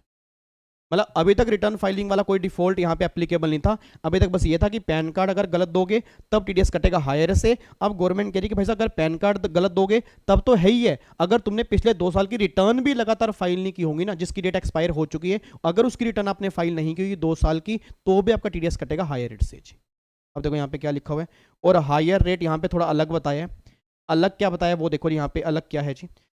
Section 206AB required tax to be deducted at the source, the provision of this chapter or any sum amount paid or payable or credited by person to a specified person, ध्यान से, at the higher of the following, कितना जी? जो section में दिया हुआ है उसका twice rate, जो फाइनेंस एक्ट में दिया हुआ है उसका ट्वाइस रेट, और 5% whichever is higher. But हाँ, ये सेक्शन एप्लीकेबल नहीं होगा इन सेक्शन के ऊपर। मतलब जहां पे इन सेक्शन की बात होगी वहां पे अगर रिटर्न फाइल नहीं की होगी तो भैया ये सेक्शन एप्लीकेबल होगा। फिर जो उनके नॉर्मल रेट होंगे उसी से ही टीडीएस कटेगा। इनको छोड़ के कोई भी सेक्शन होंगे ना, अगर आप रिटर्न फाइल करने में डिफॉल्ट करोगे तो इनमें से जो हायर होगा उस रेट से टीडीएस कटेगा। बस ये बात ध्यान दें। तो मतलब पता है अब क्या निकल के आ रहा है कि अगर आपने पैन कार्ड में डिफॉल्ट किया तो आपने पहले 206AA किया हुआ था। याद करो, एक बार नोट्स खोल लेना, 206AA पैन कार्ड के डिफॉल्ट वाले केस में। अब 206AB नया सेक्शन आ गया कि अगर रिटर्न फाइलिंग में डिफॉल्ट करोगे तो भी टीडीएस जो है वो हाई रेट से कटेगा। और देखो यहाँ पे क्या लिखा हुआ जी, स्पेसिफाइड पर्सन कौन? A person who has not filed the return of income, कितने सालों की? for both of the two assessment year relevant to the two previous year immediately prior to the previous year in which tax is required to be deducted for the which the time limit of return of income has been expire। मतलब जिनकी return file करेंगे date expire हो चुकी है, 2 साल की अगर आपने रिटर्न फाइल नहीं की तो आपका टीडीएस जो कटेगा हाई रेट से कटेगा। एंड एक और कंडीशन भी है, the aggregate of tax deducted at source and tax collection at sort at in this case 50,000 or more in each of the these two previous। इसका मतलब क्या है, ये तो पिछले 2 साल हैं जिसकी आपने रिटर्न फाइल नहीं की, उसमें टीडीएस जो आपका कटा था ना वो 50,000 है, उससे ऊपर कटा था। हाँ, अगर टीडीएस जो आपका डिडक्ट हुआ था अगर 50,000 से कम हुआ था तो भी ये सेक्शन एप्लीकेबल नहीं है। मतलब 2 कंडीशन है जी, फटाफट से बोलना जी। हाँ जी, एक बार चैट बॉक्स में लिखो, 2 कंडीशन है। पहली कंडीशन कौन सी है कि अगर आपने रिटर्न 2 साल से फाइल ना की हो, डिफॉल्ट किया हो अपने रिटर्न फाइल करने में, एंड जो 2 सालों में टीडीएस कटा हो आपका 50,000 या उससे ऊपर हो जी। अरे 2 साल का एग्रीगेट कह रहे हैं या हर साल की बात करें, एक बार पढ़ना ध्यान से क्या लिखा है, वो कह रहे हैं एग्रीगेट ऑफ टीडीएस और टीसीएस इन केस 50,000 और more in each of these 2 previous year. मतलब दोनों सालों का टीडीएस जो है 50,000 और मोर। ठीक है, दोनों साल का टीडीएस जो है 50,000 अगर और मोर अगर टीडीएस कटा था या टीसीएस कलेक्ट हुआ था तो फिर टीडीएस जो कटेगा वो नॉर्मल से नहीं कटेगा, हाई रेट से कटेगा। ठीक है, तो ये सेक्शन अगेन दोबारा कह रहा हूं जी, मोस्ट इंपॉर्टेंट है, आपके एग्जाम में कंफर्म क्वेश्चन बनने के पूरे चांस हैं इस सेक्शन के, क्योंकि नया सेक्शन है और बिल्कुल सिंपल है। ये कहना चाह रहा है कि भाई साहब जो पैन कार्ड का डिफॉल्ट है, जो पैन कार्ड का डिफॉल्ट है वो तो है ही है। अच्छा, बच्चा कहता है सर अगर मान लो पैन कार्ड का डिफॉल्ट भी है, अगर पैन कार्ड का डिफॉल्ट भी है और मान लो रिटर्न भी फाइल नहीं की तो फिर क्या टीडीएस डबल हायर कटेगा? मतलब क्या डबल हायर कटेगा क्या? चलो मान लो अगर मैंने पैन कार्ड का डिफॉल्ट किया और ये डिफॉल्ट नहीं किया, हायर कट गया, बात समझ में आ रही है। अगर मैंने ये डिफॉल्ट किया, पैन कार्ड का डिफॉल्ट नहीं किया तो हायर कट गया, बात समझ में आ रही है। अगर मैंने दोनों डिफॉल्ट कर दिए, मैंने मान लो ये वाला डिफॉल्ट भी कर दिया और पैन कार्ड वाला डिफॉल्ट भी कर दिया, फिर टीडीएस कैसे कटेगा? देखो यहाँ पे क्या लिखा है, in case the provision of section 206AA are also applicable to the specified person in addition to the provision of this section। मतलब वो इसके अलावा है जी, then the tax is required to be deducted at higher of the 2 rates provided in section 206AA and 206AB। मतलब इन दोनों में से जो भी हायर रेट होगा ना उस हायर रेट से टीडीएस कटेगा, बस ये बात ध्यान दो। क्लियर हो रही है जी? तो आज अगर पैन का डिफॉल्ट करते हो तो 206AA में कवर हो जाते हो। अगर रिटर्न फाइलिंग में, और 1 साल की रिटर्न नहीं जी, कितने साल की रिटर्न? 2 साल की रिटर्न जिनकी डेट एक्सपायर हो चुकी है। ठीक है, और दूसरा गवर्नमेंट कह रही है कि जो आपका टीडीएस था एग्रीगेट वैल्यू जो है उसकी 50,000 या मोर थी, अगर ये दोनों कंडीशन सेटिस्फाइड होती हैं तो टीडीएस फिर आपका नॉर्मल रेट से नहीं कटेगा, वो हायर से कटेगा।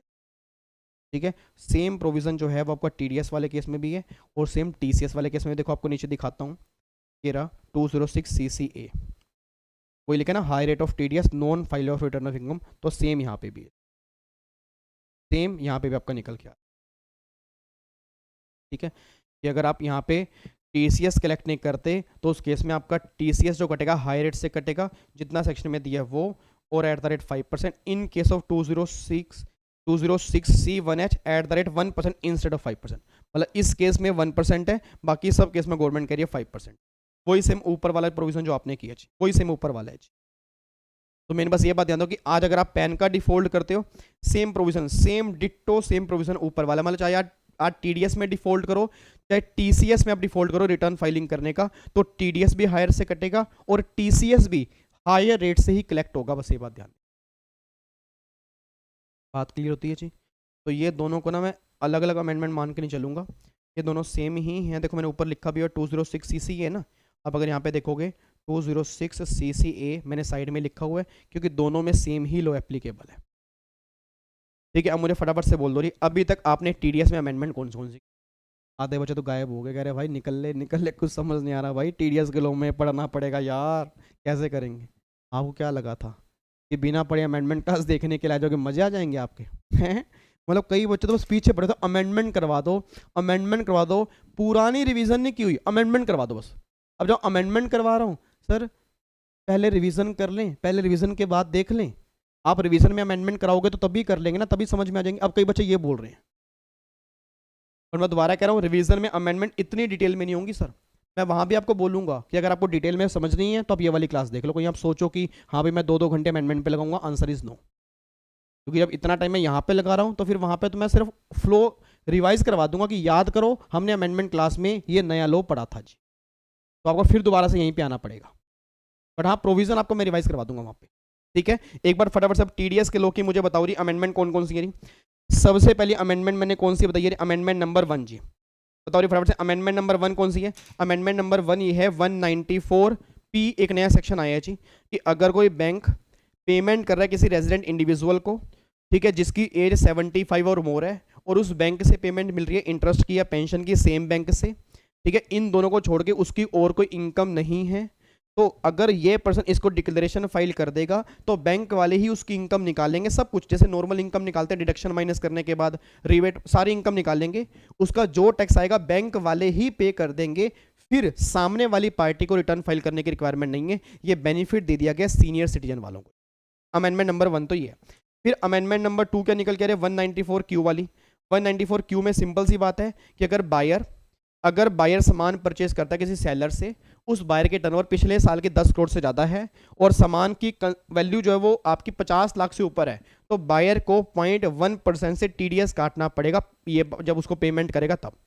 और 50 लाख से पूरी वैल्यू पे नहीं, जितनी वैल्यू 50 लाख से ऊपर होगी उस वैल्यू पे टीडीएस काटना पड़ेगा। और फिर एक 206C1H है, वो भी सेम बात कहता है।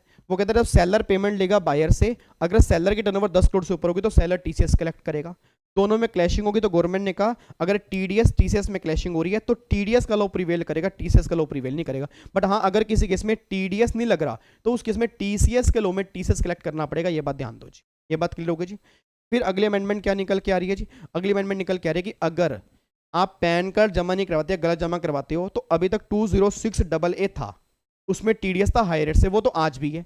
अब अगर किसी सामने वाली पार्टी ने पैन कार्ड छोड़ो, अगर उसने पिछले 2 साल की रिटर्न फाइल नहीं की एंड उसका जो टीडीएस टीसीएस कटा था पिछले 2 साल में 50,000 है उससे ऊपर था, तो फिर भी इस पर्सन को अब जो टीडीएस काटना पड़ेगा या टीसीएस कलेक्ट करना पड़ेगा, वो नॉर्मल से नहीं करना पड़ेगा, हाई रेट से करना पड़ेगा। ठीक है जी। और हायर रेट आपको सेक्शन 206AB के अंदर यहाँ पे दिए हुए हैं और 206CCA के अंदर भी आपको दिए हुए हैं। जो सेक्शन में रेट है उसका ट्वाइस रेट, जो भी मतलब जो सेक्शन में है फाइनेंस एक्ट में ट्वाइस रेट हो गया। मान लो अगर 1% है तो 2% हो गया, 2 है तो 4 हो गया, 4 है तो 8 हो गया, और 5% विच एवरेज हायर उससे कटेगा। बट हाँ, जहाँ जहाँ ये प्रोविजन एप्लीकेबल होंगे उस जगह पे ये नया सेक्शन एप्लीकेबल नहीं होगा। 194(2) सैलरी का है, 192A याद करो प्रोविडेंट फंड वाला है जी, 194B ये तो ऑलरेडी लॉटरी के हैं, या तो पहले से 30% टीडीएस है, तो क्या वो 60% से काटेंगे। गवर्नमेंट ने कहा नहीं नहीं भैया, पहले उनको मार रखा है हमने तो उनको छोड़ो, उस केस में एप्लीकेबल नहीं है। और 194N किसका है, कैश विड्रॉल वाला, और ऑलरेडी कैश विड्रॉल में आपको पता ही है कि अगर हम रिटर्न सही टाइम पर फाइल नहीं करते तो टीडीएस आपका वैसे ही ज़्यादा रेट से कटता है जी। तभी गवर्नमेंट ने मेनली सेक्शन बाहर निकाल दी, इसको छोड़ के हर सेक्शन पे ये आपके रेट एप्लीकेबल हो जाएंगे। और ये 2 कंडीशन है, अगर ये दोनों डिफॉल्ट आपने एक साथ किए होंगे, मैं दोबारा बीच में और नहीं है, ये दोनों डिफॉल्ट अगर एक साथ किए होंगे तो टीडीएस कटेगा आपका हाई रेट से जी। और टीसीएस के अंदर भी सेम लो एप्लीकेबल है, वही सेम अगर आपने टीसीएस के अंदर भी ये डिफॉल्ट आपने किए होंगे कोई रिटर्न फाइलिंग वाले, तो आपका टीसीएस जो कलेक्ट होगा किस रेट से होगा जी, जो रेट सेक्शन में उसका ट्वाइस रेट और 5% विच एवरेज हायर जी। बस ये बात यहाँ पे आपकी लिखी हुई है जी। ठीक है, तो फाइनली अब जाके जितने चैप्टर थे आपके ऑलमोस्ट सारी अमेंडमेंट हमारी कवर हो चुकी हैं जी। अब हमें वेट है बस आईसीएसए के सप्लीमेंट का। मुझे उम्मीद है 90% अमेंडमेंट सेम ही होंगी क्योंकि फाइनेंस एक्ट की सेम है। अगर कुछ उन्होंने एडिशन कम ज़्यादा की होगी तो उसको हम देख लेंगे, सप्लीमेंट आ जाएगा तो मैं आपको दिखा दूंगा। बाकी मॉड्यूल में जो कई बच्चे कह रहे हैं सर मॉड्यूल में पता नहीं कितने क्वेश्चन ऐड हो गए, टेंशन मत लो, रिवीजन और जब प्रैक्टिस कराऊंगा सिंगल क्वेश्चन उसमें ही कवर कर लूंगा। आपको मैंने कहा ना टैक्स की रिस्पॉन्सिबिलिटी आपकी नहीं है, वो रिस्पॉन्सिबिलिटी मेरी है। ठीक है जी, तो बस आपने बस एक बार, मैं उम्मीद करता हूँ एक बार आपने पहले बस पढ़ा हो जी, एक बार आपने पहले पढ़ा हो, उसके बाद रिस्पॉन्सिबिलिटी मेरी है जी। ठीक है जी। अब कल शाम को हम करेंगे जीएसटी के अमेंडमेंट, इनकम टैक्स की फाइनली मैंने पैकअप कर दी है। एक बार दोबारा से अगर सुननी हो तो सुन लेना, स्पीड थोड़ी फास्ट करके, कोई डाउट हो तो वो मुझसे डाउट पूछ लेना। बाकी फिर कल हम करेंगे जीएसटी की, परसों भी हम करेंगे जीएसटी की, फिर प्रोफेशनल वालों की एक क्लास आएगी और देन फिर 11 तारीख से होपफुली हम अपनी लगातार रिवीजन अपनी स्टार्ट कर देंगे। ठीक है, और पहले हम रिवीजन करेंगे इनकम टैक्स की, क्योंकि आप डरते हो इनकम टैक्स से। और जीएसटी की अगर आपको रिवीजन क्लास देखनी है तो 35 रिवीजन क्लास जीएसटी की कहानी की बहुत डिटेल में, मैं सही बता रहा हूँ सर, कई बच्चों ने तो उतनी डिटेल में रेगुलर बैच भी नहीं किया होगा जितनी डिटेल के अंदर वो रिवीजन है। मुझे कई बच्चे बोलते हैं सर वो 35 रिवीजन क्लास है। सर मेरी रेगुलर बैच में 55 क्लास लगती है जीएसटी की रेगुलर बैच में, 2.5 घंटे की। आप सोच लो कि जीएसटी किस लेवल पे हम करते होंगे, तो वो रिवीजन क्लास ही है। तो 35 रिवीजन क्लास आप वो देख सकते हो। इनकम टैक्स मैं करवा दूंगा, बट मैं ये मत सोचना कि मैं जीएसटी की रिवीजन क्लास नहीं लाऊंगा, बट वो थोड़ा लेट ना हो जाए, तो कुछ बच्चों को ये ना हो कि हमें रिवीजन सही टाइम पे खत्म करनी है, तो फिर 35 वो देख लो। वो भी लेटेस्ट नहीं है क्योंकि जीएसटी में अमेंडमेंट कुछ नहीं है सर। मैं दोबारा कह रहा हूँ, जीएसटी वाले घबराना मत, जीएसटी में अमेंडमेंट इतनी है ही नहीं, बिल्कुल थोड़ी सी। आप खुद कहोगे सर बस ये अमेंडमेंट है, और वो भी बड़े बड़े चैप्टर में नहीं है, बिल्कुल छोटी छोटी अमेंडमेंट है, 2-2 मिनट के अंदर अमेंडमेंट खत्म होंगी जी। तो जीएसटी की तो आप बिल्कुल टेंशन लो ही मत जी। इनकम टैक्स की मैं करवा दूंगा, साथ में जीएसटी की रिवीजन देख लो, और जब बाद में दोबारा से मैं डालूंगा तो मेरे साथ दोबारा देख लेना, एक बार और रिवीजन हो जाएगी जी। ठीक है, चलो जी। तो फिर बाकी मुलाकात करते हैं हम नेक्स्ट क्लास में, कल की क्लास में शाम को 7 बजे, सेम टाइम सेम जगह। ओके जी, bye bye, tata, thank you so much, जय हिंद, god bless you, love you, take care, bye bye जी। और फाइनली अमेंडमेंट हमारी खत्म होती हैं, उम्मीद करूंगा आपको समझ में आ गई होंगी। ठीक है, bye bye, God bless you, take care.